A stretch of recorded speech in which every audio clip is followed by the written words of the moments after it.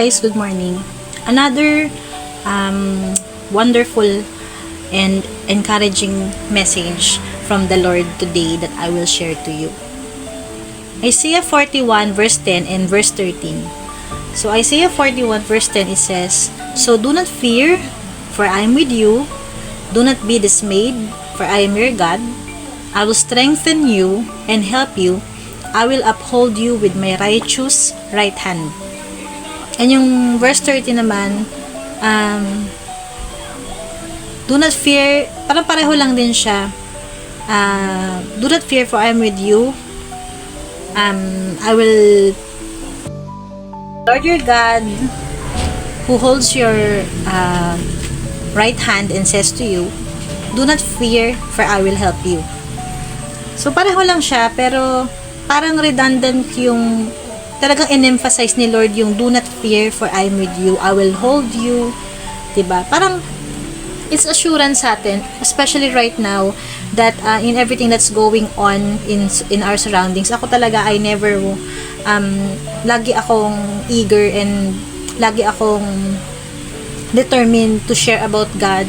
Kasi ito lang talaga po yung panghahawakan natin in these troubling times, in this chaotic world na that we live in, na pansin nyo ang dami ng, dapat nga niyan, excited tayo for Christmas pero parang nagigrip tayo ng terror and napaparalyze tayo ng fear and ng terror because of the looming or impending doom of the earthquake or the big one. Actually, lumindol na naman daw po sa Cebu. Same magnitude, 6 yata. Ganyan. So, hindi naglalaro 6 or 7 lagi yung lakas na lindol. So, talagang, ikaw man, na na-experience mo yung traumatic na, situation na yun, na na-experience mo yung ganong kalakas na lindol, parang ka na, traumatized ka na. Pagka mararamdaman mo na naman yung konting uga, para ka na kinakabahan ka na, or nagpapanik na tayo. This is a perfect reminder for us, especially na marami sa atin are experiencing anxiety and fear and depression sa mga gantong situation. Ako medyo may anxiety rin ako. Ang pinagpe-pray ko, wag mag-trigger during kung mangyari man yung earthquake, kasi pwede kang kabahan, magpalpitate ka, and it will make things worse pag nag-anxiety ka. Hindi ka na makakilos eh. Syempre parang nagfa-fight or flight mode yung katawan mo. Mapaparalyze ka, di ka makagalaw, di ka makahinga. Ganon siya. Ganon katindi ang anxiety, and it is more devastating. And it is really, nakakamatay din yan. Pag hindi mo na control, ikaw lang din makakatulong sa sarili mo. Kasi pag hindi ka makahinga, nag-hyperventilate ka, wala na. Ka na. Hindi ka na nag-suffocate ka na, ganyan. So, itong itong verse na to, sobrang timely because it encourages us that God is really firm. God is really intentional in assuring us of His presence, that He is always with us. Huwag kang matakot, kasama mo ako, hahawakan ko ang kamay mo. Sabihin, anumang pagsubok, anumang situation ng pagdaanan natin, hawak-hawak tayo ng Lord. Hindi niya tayo pababayaan. Kahit na sabihin natin yung mga lindol na yan, inalaw nga ng Lord, yes, sabi ko nga sa devotion ko yesterday, that God Himself allowed it to happen, not just to punish people. Yes, it's God's way to show His wrath or disapproval over sins. Galit ang Diyos sa kasalanan. So, yung mga taong hindi pa rin kumikilala sa Kanya at matigas ang ulo, way ni God yun to shake them, to shake to reveal Himself that I am Lord, I am God, and I am the powerful God, that I don't tolerate sin, and yet I want to show you compassion and love and forgiveness if you would just come to me and repent, diba? Way ni God yon for the people to come to Him in prayer. Wait lang, me. So, yan, sinasabi pa dito ng Lord, I am the Lord your God who upholds your right hand and says to you, do not fear, I will help you. So, assurance to for us na mangyari man itong sakuna na to, this may be traumatic, this may be devastating, maraming mapeperwisyo, maraming mapapahamak, pero the Lord will help us through. Kumbaga makakabangon tayo if we just learn to surrender and commit our lives to Him as of now, right now, at this very moment. Para ba kasi iba nagmamatigas pa, o kaya yung iba parang napipilitan lang sila lumapit kay Lord, o sige, wala naman akong choice eh, kasi si Lord lang naman yung makakatulong. Pero kapag okay na naman ang lahat, you will get back to normal. Parang ako na naman magpapatakbo ng buhay ko, ako na naman masusunod. Once po na binigay natin yung buhay natin sa Panginoon, we are not the same anymore. We won't go back to the way we used to be.